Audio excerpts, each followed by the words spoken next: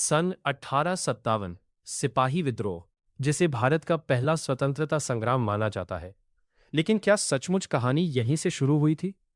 1857 से पूरे 40 साल पहले 1817 में ओडिशा की धरती पर पाइक विद्रोह ने ब्रिटिश हुकूमत को खुली चुनौती दे दी थी। पाइक ओडिशा के पारंपरिक किसान योद्धा थे। अंग्रेजों ने उनकी जमीनें छीन ली, भारी कर लगाए और उनके अधिकारों को कुचलना शुरू कर दिया। इसके विरोध में बक्सी जगबंधु के नेतृत्व में हजारों पाइक योद्धा, आदिवासी और आम लोग एकजुट हो गए। उन्होंने अंग्रेजी थानों, सरकारी खजानों और प्रशासनिक केंद्रों पर हमला किया, जिससे ब्रिटिश शासन की नींव तक हिल गई थी। विद्रोह को दबाने के लिए अंग्रेजों को बड़ी सैन्य कार्रवाई करनी पड़ी, लेकिन संघर्ष कई वर्षों तक जारी रहा। दुखद बात यह है कि एनसीईआरटी के पाठ्यपुस्तकों में इसे हटा दिया गया है। हालांकि ओडिशा में इसको पहला स्वतंत्रता संग्राम घोषित करने की मांग उठती रहती है।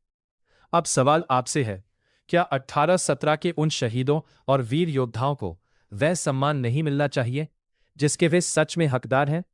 अपनी राय हमें कमेंट में दे और चैनल को सब्सक्राइब करना ना भूलें। 57 सिपाही विद्रोह, जिसे भारत का पहला स्वतंत्रता संग्राम माना जाता है। लेकिन क्या सचमुच कहानी यहीं से शुरू हुई थी?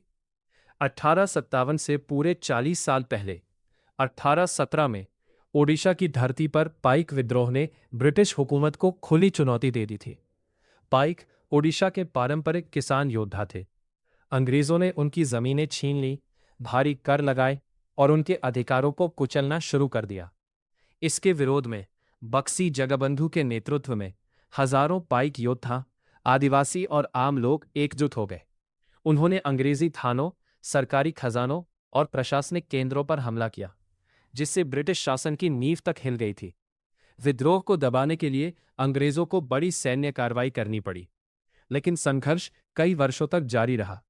दुखद बात यह है कि एनसीईआरटी के पाठ्यपुस्तकों में इसे हटा दिया गया है।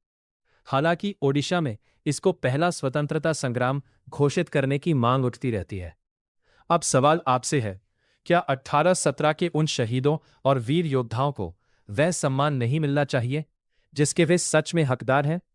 अपनी राय हमें कमेंट में दे और चैनल को सब्सक्राइब करना ना भूलें।